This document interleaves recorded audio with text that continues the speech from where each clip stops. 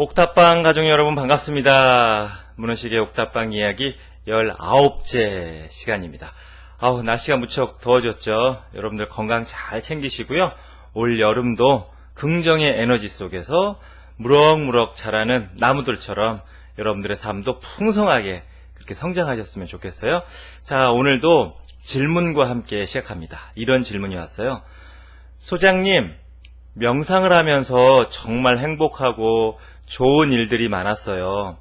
그런데 갑자기 예기치 못한 사건이 터져서 머리가 너무 아픕니다. 제가 끌어온 게 아닌 것 같은데 이런 불행은 왜 오나요? 네, 이런 질문을 주셨어요. 여러분, 이제 명상을 하시다 보면 마음이 굉장히 긍정적이고 행복하게 변하잖아요. 그러면서 이제 삶에도 그렇게 좋은 일, 기쁜 일들이 막 찾아온단 말이에요. 이게 내 인생이야? 아니면 이게 내가 영화 속에서 있는 거야? 구름 위를 걸어가는 거야? 이렇게 마치 내 삶이 아닌 것처럼 그렇게 인생이 급 반전된단 말이에요. 그런데 이제 어느 날 갑자기 그렇게 행복한 일이 쭉 유지되다가 뜻하지 않게 사고가 찾아오거나 아니면 안 좋은 일이 생기거나 어떤 사람이 나를 힘들게 하거나 예기치 못했던 그런 일들이 막 찾아온단 말이죠. 근데 이제 그런 일들을 대할 때 우리가 어떤 마음을 갖고 그것을 어떻게 바라봐야 하는가, 여러분 이건 굉장히 중요합니다. 그래서 두 가지를 먼저 이해할 필요가 있어요. 하나는 이제 우주적인 얘기고 하나는 우리 심리에 관한 일입니다. 첫 번째 우리가 꼭 기억하고 또 이제 명심해야 될 상황은 우주에는 평형 원리라는 게 있다는 겁니다. 평형 원리. 여러분, 체조하는 사람들, 체조 선수들이 가장 중요하게 생각하는 게 평형 감각이잖아요. 그 중심을 잡는 힘을 말합니다. 우주에는 이 기본적인 이 평형 원리와 이 균형을 잡는 힘이 작동하고 있어요. 예를 들면 우주에는 근본적으로 두 가지 힘이 있습니다. 하나는 자꾸 이렇게 밖으로 뻗어나가려는 이게 이제 원심력이죠. 팽창력입니다. 이것을 이제 동양에서는 양의 기운 이렇게 얘기하는 거예요. 그래서 양의 기운은 확산하고 뻗어나가고 전진하고 진취적이고 이런 걸 다 이제 양의 기운, 원심력. 예? 우리가 이제 작은 돌멩이를 끈에 메어 가지고 잡고 막 돌리면 그 돌멩이가 자꾸 밖으로 나가려고 하잖아요. 그게 원심력이라는 거예요. 우주는 기본적으로 빅뱅 이후에 그 원심력에 의해서 자꾸 이제 확장되고 있습니다. 지금도. 그런데 확장만 되면 안 돼요. 그것을 안으로 끌어당겨주는 구심력이 있어야 됩니다. 예를 들면은 끈에다가 돌멩이를 잡고 막 돌리고 있는데 이 손을 놓치면 어떻게 되죠? 그 돌멩이가 날아가서 누군가를 다치게 하거나 아니면은 상처를 줄 수 있단 말이죠. 그래서 반드시 그 돌멩이를 잡아 끄는, 안으로 잡아당겨주는 힘이 있어야 되나니 그게 이제 구심력입니다. 동양에서는 그것을 음의 기운 이렇게 얘기해요. 양의 기운은 뻗어나가고 진취적이고 적극적이고 자꾸 확산하려고 한다면 음의 기운은 안으로 모아주고 끌어당겨주고 절제시키고 자제시키고 이렇게 하는 거예요. 여러분들 다 그런 건 아니지만 남자들은 되게 막 일을 벌리잖아요. 그냥 저도 약간 그런 양의 기운이 많은 사람이라 그렇게 막 일을 벌리면 대부분은 아내들이 그걸 수습하지 않습니까? 이게 이제 음과 양, 양과 원심력과 구심력이에요. 이 힘이 잘 작동하고 있기 때문에 우주가 무너지지 않고 이렇게 아름답게 유지가 된다는 거죠. 이 원심력과 구심력의 균형을 잡으려는 이 원리가 평형 원리라는 겁니다. 여러분, 이 평형 원리가 무너지면 우주는 그냥 붕괴되는 거예요. 그냥 괴멸돼 버리는 거예요. 그런데 뇌도 마찬가지랍니다. 우리의 삶도 마찬가지예요. 예를 들면 아주 유명한 가수가 정말 수십만 팬들과 함께 열정적이고 정말 환상적인 공연을 끝냈어요. 근데 그렇게 멋진 공연, 또 흥분의 도가니, 열광의 공연을 펼친 가수일수록 공연이 딱 끝나자마자 감당할 수 없는 허탈감, 허무함이 찾아옵니다. 왜 그럴까요? 그것은 뇌가 우주처럼 평형을 유지하려고 하는 거예요. 뇌가 계속 흥분만 하면 그거는 뇌 시스템이 붕괴됩니다. 아니면 정말 또라이가 되거나 사이코가 되거나 미쳐버리는 거죠. 그렇게 오버하는 걸 막기 위해서 뇌가 계속 계속 흥분 상태인 것을 절제시키기 위해서 급격한 허탈감과 허무감이 찾아오는 거예요. 이게 이제 불이 활활 타오르고 있을 때 거기에 이제 찬물을 끼얹는 것 같은. 그래서 예를 들면 이런 거예요. 여러분들이 내가 정말 멋진 꿈이 있어. 이 꿈을 이루기 위해서 내가 최선을 다해서 그 고지까지 달려갑니다. 그래서 어느 순간 그 절정, 클라이막스를 딱 맛봐요. 그 꿈을 딱 이루었을 때. 근데 의외로 덤덤하거나 내가 이걸 얻으려고 이렇게 애쓰면서 여기까지 왔나? 약간은 허무한 듯한, 약간은 허탈한, 약간은 김이 빠지는 그런 느낌을 가질 수 있다는 거죠. 그거 왜 그러냐? 우주는 그렇게 원심력과 구심력, 양과 음의 균형을 잡으려고 하는 평형 원리가 있기 때문에 그래요. 여러분, 뇌가 계속 흥분하면 안 됩니다. 그래서 그렇게 열정적인 공연을 펼친 가수들이 공연이 끝나자마자 견딜 수 없는 허탈감과 허무함에 찾아오는 것은 그 흥분된 뇌를 가라앉혀서 네가 이제 일상으로 돌아가야 한다. 그 균형 감각을 잘 잡아라. 이걸 이제 빠른 시간 안에 그 평형을 유지해야 되기 때문에 그렇습니다. 근데 가수들이 이런 원리를 이해를 하면 이래서 내가 이렇게 막 흥분했다가 갑자기 마음이 허탈해지고 허무해지면서 이게 일상으로 돌아가는 매우 자연스럽고 건강한 과정이구나. 우주가 그렇구나. 이렇게 이해를 해야 되는데 그걸 못 견디는 거예요. 계속 흥분 상태에 있고 싶거든요. 그래서 이상한 짓을 하는 겁니다. 유명한 가수들이 부족할 것 없는 사람들이 왜 마약을 하고 왜 대마초를 하고 왜 이상한 짓을 하느냐? 그 흥분된 뇌를 가라앉히기가 싫은 거예요. 그건 우주의 원리에 반하는 겁니다. 거역하는 겁니다. 그런 삶이 우리의 인생에도 이렇게 적용된다는 거예요. 그러니까 우리의 삶이 계속 흥분만 하거나 좋은 일만 있으면 이게 오히려 성장할 수가 없어요. 여러분, 어떤 인생이든지 수직 상승은 없습니다. 영업사원들도 그렇고, 아니면 일을 하시는 분들도 처음에 이제 내가 영업을 시작했는데, 기대 이상의 성과가 났어. 다음 달에도 이러겠지, 다음 달에도 이러겠지. 이런 건 없다는 거예요. 수직 상승하지 않아요. 한동안 올라갔다가 반드시 정체기를 맞이합니다. 정체기. 이게 계속 다달이 수익이 올라갈 것 같았는데 안 그렇단 말이에요. 이게 어느 정도 쭉 유지하거나 아니면 약간 빠지거나 이런 시기가 반드시 와요. 근데 사람들은 대부분 그런 시기를 슬럼프에 빠졌다 이렇게 얘기해요. 여러분, 슬럼프가 아니에요. 그게 슬럼프가 아니고 그것은 충전의 시간이에요. 원심력으로 쫙 확장됐다면 그 중심과 평형을 잡으려고 하는 우주의 자연스러운 조화예요. 그래서 저는 슬럼프라고 쓰고 충전이라고 읽는다. 다시 뛰어오르고 도약하기 위한 에너지를 거기에서 함축해야, 거기에서 에너지를 모아야 이게 한 단계 뛰어오른단 말이에요. 삶이란 그래요. 삶이란 항상 그렇게 나선형 또는 계단식으로 상승한다는 거죠. 여러분, 명상을 해도 마찬가지예요. 이게 좋은 일만 있다고 해서 좋은 게 아니구나. 원심력이 있으면 구심력이 있어가지고 그 평형과 중심을 잡아주듯이 좋은 일이 있으면 또 덜어 좀 신경 쓰이고 안 좋은 일도 있으면서 내가 이제 균형 감각을 찾는 겁니다. 그게 굉장히 중요한 공부 과정이죠. 그러면서 이제 내공을 다지는 거예요. 그리고 에너지를 함축하는 겁니다. 인생은 수직 상승이 아니라 계단식 상승이고, 그렇게 쭉 현상이 유지되거나 약간 떨어질 때 오히려 그때 에너지를 응축하는 시간이구나, 이렇게 생각하셔야 돼요. 두 번째 관점은 뭐냐면요, 그런 평형 원리와 함께 중요한 것은 한 번씩 스스로 중간고사를 치릅니다. 우리의 영혼은 어떤 중요한 도약이나 성장을 할 때 반드시 스스로 설정해놓은 미션을 해결하려고 해요. 그게 여러분, 대나무가 이렇게 쭉 자라다 보면 한 마디를 딱 마디를 짓고 그 다음 마디가 올라가잖아요. 우리의 마음과 영혼도 그렇다는 거죠. 그래서 우리 이제 명상도 하고 마음 공부도 하고 열심히 마음의 실력을 갖췄어요. 그럼 나도 모르게 잠재의식에서 한번 쪽지 시험 봐볼까? 한번 중간고사 좀 한번 치러볼까? 하는 심리가 내가 의도치 않아도 그게 프로그래밍 되어 있어요. 우리의 잠재의식 속에. 그래서 그런 좋은 일 속에 그런 이제 경계라고 표현도 하고, 아니면 이제 이벤트, 저는 이벤트라고 얘기합니다. 그렇게 삶에 같이 사건 사고가 이제 찾아오는 거예요. 중간고사를 잘 치러야 되니까. 그래서 원래 수도하는 사람들이 이런 말을 씁니다. 도고일장이요 마고일장이니라.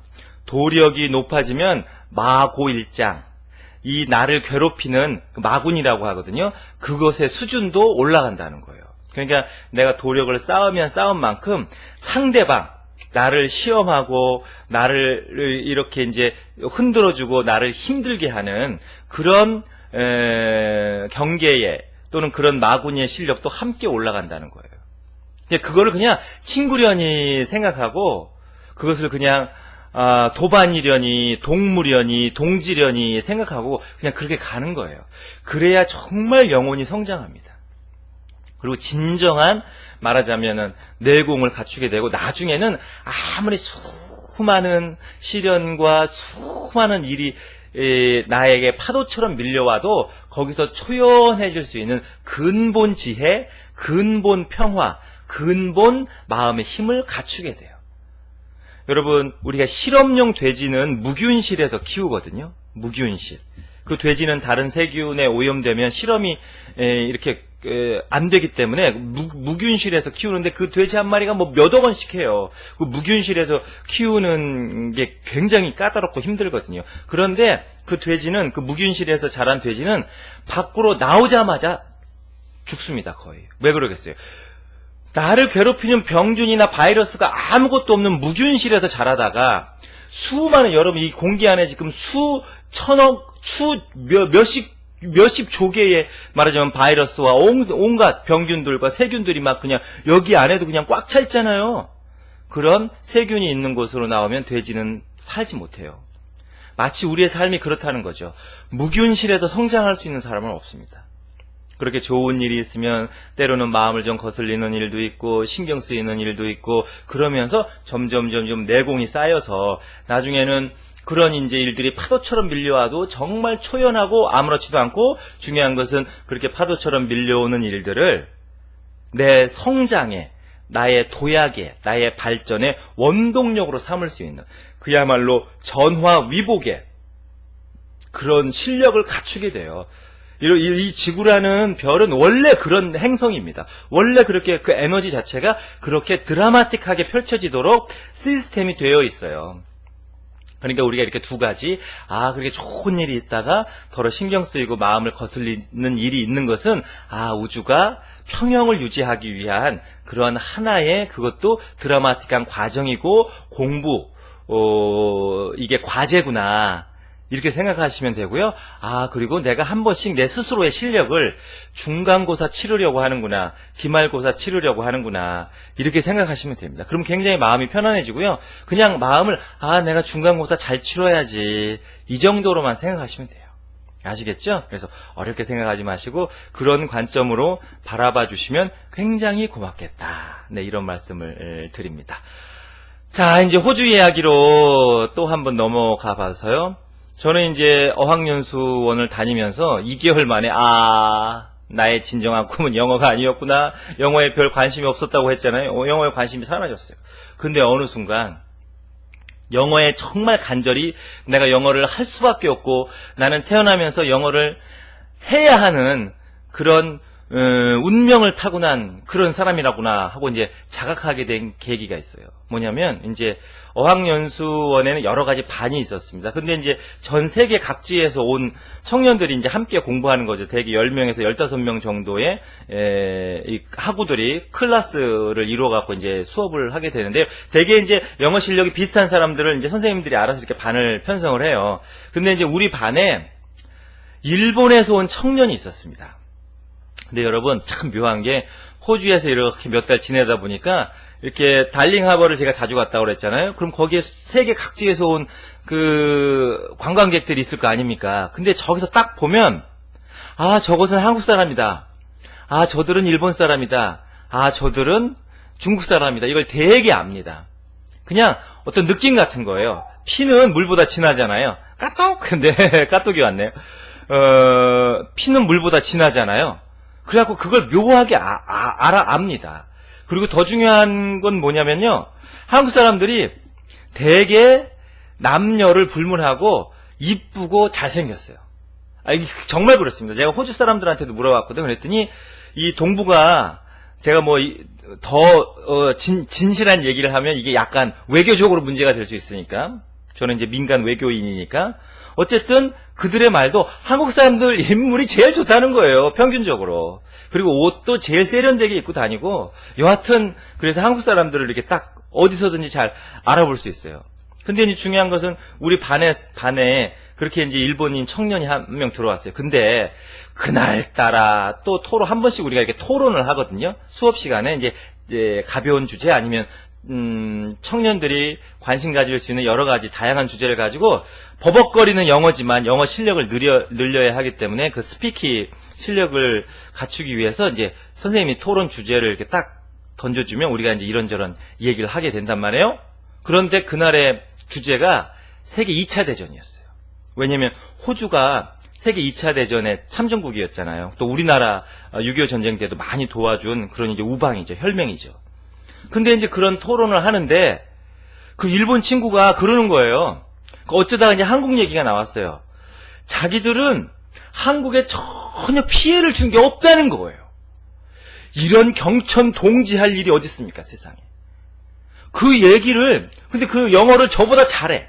그러면서 그 반에는 한국 사람도 있었고, 일본 사람도 있었고, 중국에서 온 친구들도 있었고, 홍콩에서 온 친구들도 있었고, 그리고 저 브라질에서, 무슨 뭐, 남미에서, 그리고 세계 각지에서, 러시아에서 온 친구들도 있었고, 정말 위아더 월드 올림픽, 인종 올림픽처럼 다양한 독일에서 온 친구들도 있었고, 그랬는데, 거기서 저보다 유창한 영어로, 한국은 일본이 지배를 했기 때문에 산업이나 교육이나 문화가 발전했다는 거예요.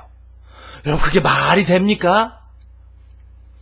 말하자면 우리 집에 강도짓을 하기 위해서 철도, 왜냐하면 그 도둑질을 편하게 하기 위해서 철도 깔고, 그리고 밤낮으로 우리 집 물건을 다 말하자면 캐내 가기 위해서 전기 놔주고, 그게 무슨 잡이냐는 거예요. 그거는 강도질을 수월하게 하기 위해서 그랬을 뿐인데, 근데 그것을 마치 미개한 조선을 일본이 현대화시키기 위해서, 근대화시켜주기 위해서 정말 애민의 마음으로 그렇게 말하자면 우리를 36년 동안 지배를 했다, 이런 식으로 쫙 얘기를 하는데, 저는요 뒷꼬리 땡겨가지고 그 얘기를 들으면서 이 혈압이 급상승하는데, 제가 정말 마음 공부를 안 했으면 그때 저 이제 혈압 올라가고 쓰러졌을지도 몰라. 근데 마음속으로는 할 말이 가득한데 뻑뻑뻑뻑뻑뻑뻑뻑뻑뻑뻑 하면서 그냥 그 수업을 마친 거예요. 그래갖고 내가 돌아오는 기찻간에서 나라를 잃은 서름 마냥 그렇게 서럽고 분하고 원통하고 그렇더라고요. 내가 그것을 논리적으로 조목조목 영어로 설명을 했어야 되는데 안 나오는 거예요. 이게 안 되겠다. 내가 나라와 민족을 위해서라도 영어를 해야 되겠다. 그때 작정을 한 거죠. 얼마 전에 개봉한 영화 중에서 우리 위안부 할머니들을 주제로 해서 그 할머니가 그 억울함을 미국 의회에 가서 설명하기 위해서 영어를 배우시는 그 정말 애절한 영화가 있었잖아요. 이게 똑같은 심정이었어요. 그래갖고 제가 그때 딱 가슴에 어떤 생각을 품었냐면, 내가 안중근 의사께서 가슴에 권총을 품고 이토 히로부미를 향해서 정의의 총탄을 발사하는 심경으로 매일 영어 라디오를 청취해야 되겠다, 이런 생각을 한 거예요. 이제 영어는 빨리 이제 늘리고 싶은데 그게 이제 어떤 방법을 취할까 고민하다가 귀가 트여야 말문이 트인다, 이런 얘기를 그 랭귀지 스쿨 어학원 선생님들이 매일 하셨거든요. 그래가지고 그때부터 이제 자기 전에 누워서 1시간씩 호주 그 이제 영어 방송을 듣는 겁니다. 주로 이제 뉴스를 들었어요. 그래서 제가 이제 어느 날은 그 저희 담임 선생님께, 선생님 제가 이만저만해서 영어를 정말 잘하기 위해서 자면서 늘 영어 뉴스를 듣습니다. 그랬더니 very good, 정말 잘한다고, excellent, good idea, good boy 하면서 막 good job 하면서 하여가 영어로, 제가 기억나는 그 영어 칭찬이 이게 다예요. 그렇게 영어로 막 칭찬을 해주시면서 잘하고 있다고, 잘 될 거라고 이렇게 격려를 해주시는 거예요. 그러면서 하는 말씀이, 네가 만약 영어로 꿈을 꾼다면 그때부터 말문이 트일 것이다, 이렇게 말씀하셨어요. 그거 한번 영어로 해볼까요? if you, 네, 그렇다 치고, 네. 그게 벌써 20년 전이니까. 근데 분명히 그렇게 말씀하셨어요. 네가 영어로 꿈을 꿀 수 있다면 말문이 트일 것이다. 그럼 오케이. 내가 영어로 꿈을 꾸고 말문이 트이는 날 나는 극악무도한 자기들의 잘못을 전혀 참회할 줄도 모르고 반성할 줄도 모르는 그 무지몽매한 그 일본 청년을 응징하리라. 내가 아주 논리적이고 해박한 그리고 유창한 영어 달변으로 그 청년을 아주 그냥 뭉개버리겠다. 이렇게 이제 작정을 한 거예요. 거사를 치르는 그 독립투사들의 그냥 뜨거운 피가 솟구치는 것처럼 제가 이렇게 마음을 먹었단 말이에요. 그래서 그냥 매일 영어 뉴스를 듣는 겁니다. 영어 뉴스를. 근데 이제 이 영어 꿈이 안 꿔지는 거예요. 도대체 나는 언제 영어로 꿈을 꿔보나. 그렇게 이제 한 달이 지나고 2달이 지나고 3달이 지나고 그러다가 이제 반이 갈렸어요. 그 친구하고 이제 반이 갈렸단 말이에요. 근데 이제 다시 만나거든요. 이게 이제 2, 3개월로 만에 계속 이렇게 반을 이렇게 바꿔서 편성하기 때문에 오케이. 내가 지금은 이렇게 말문이 덜 트여가지고 너에게 제대로 된 역사적 심판과 응징을 하지 못하지만 내 말문이 트이는 날 너는 기대하고 있거라. 네가 일본인이라는 것을 정말 부끄럽게 만들어주마. 그때는 이제 혈기가 있어가지고 그들이 왜 그렇게 생각하냐면 어려서부터 일본 사람들은 현대사에 대해서 별로 교육받지 않습니다. 자기들의 잘못이나 치부에 대해서는 철저히 그 정치하는 사람들이 자기 패전 이후의 역사에 대해서는 거의 가르치지도 않고 그 전의 역사도 안 가르치거든요. 그리고 가르치더라도 왜곡해서 가르치고. 그러니까 사실은 그 청년도 역사의 피해자라고 볼 수 있죠. 제대로 된 역사를 모르기 때문에 왜곡된 역사의식을 가지고 있고 계속 가해자의 심리로 살아가는 거예요, 그들은. 그러니까 세계적인 지탄을 받죠. 저마저도 저 친구를 역사적으로 응징하리라, 심판하리라 하는 생각을 가졌으니까 얼마나 그게 사실은 비참한 겁니까? 여러분, 독일 국민이 위대한 것은 독일 국민은 자기들이 그렇게 2차 대전을 일으켜가지고 그 극악무도한 전쟁의 광풍을 몰고 온 것에 대해서 지금까지도 참회하고 반성하고 회개하고 그러고 있잖아요. 그래서 독일 국민들이 그래서 말하자면 박수 받는 거거든요. 일본하고는 차원이 달라요. 일본하고는.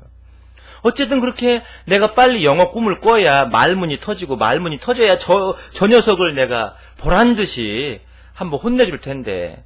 그리고 계속 이제 영어 뉴스를 들으면서 따라하고 그런데 3개월이 딱 지난 어느 날 영어 꿈을 딱 꾼 거예요.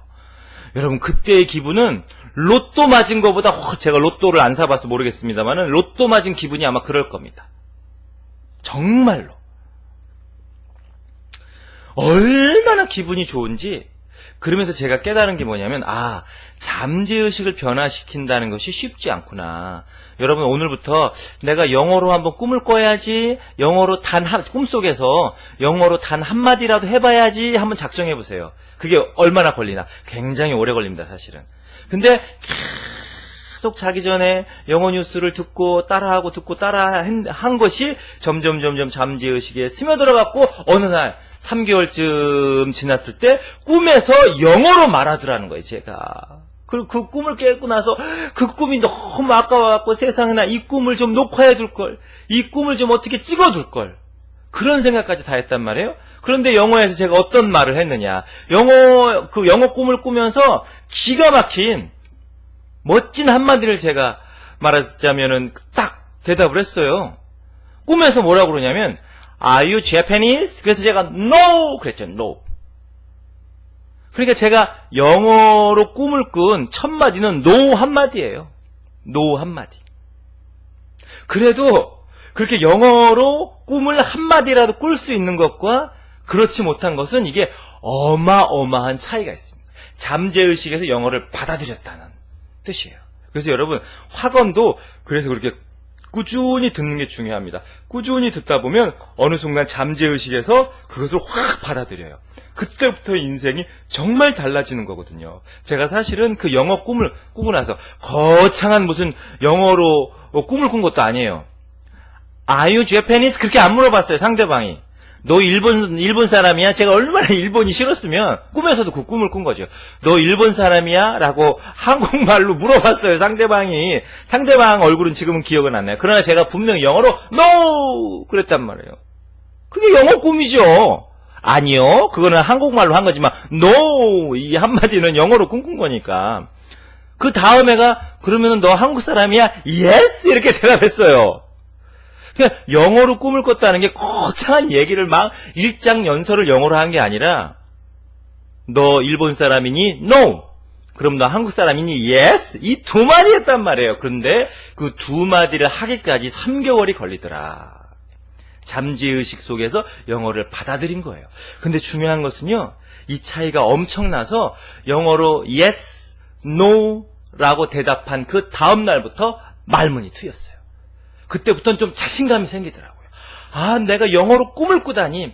나 이제 내가 하고 싶은 말을 영어로 해야지 하고는 이제 그 친구를 찾아다니는 거예요.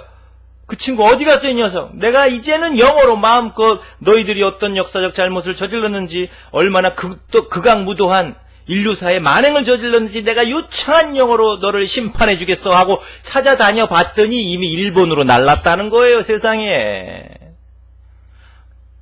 끝나가지고 자기 과정이 끝나서 일본으로 날랐어요. 감히 나의 정의의 총탄을 피해서 일본으로 도망가? 나도 일본으로 갈 테다 하고 일본행 티켓을 끊으려고 했으나 잔고가 부족하여 가정형편상 일본으로는 날아가지 못했어요. 그래서 제가 생각하기에 애국을 하는 것도 돈이 있어야겠구나 네, 이런 생각을 하게 됐죠. 그게 이제 에피소드예요. 제가 다시 그냥 영어에 대해서 별 관심이 없다가 다시 한번 영어를 해야 되겠다. 영어를 정말 내가 나라와 민족을 위해서라도 영어를 열심히 공부해야 되겠다라고 작정한 계기가 됐고, 중요한 것은 그러면서 잠재의식의 그 무한한 가능성, 그리고 잠재의식이 어떻게 변화되는지를 깨닫게 되는 매우 중요한 그런 이제 그 이벤트였다는 거예요. 제가 이제 말씀드리고 싶은 건, 여러분 살다 보면 좋지 않은 일도 생기고, 그리고 내 마음을 거스리는 그런 인연도 나타나고, 뭐 분노를 느낄 수도 있고, 아니면 억울함을 당할 수도 있고, 상처와 아픔을 우리가 겪을 수도 있단 말이에요. 마음을 다 그게 거슬리는 거죠. 그런데 그렇게 마음을 거슬리는 것이 정말 내 성장의 원동력이 되기도 한다는 겁니다.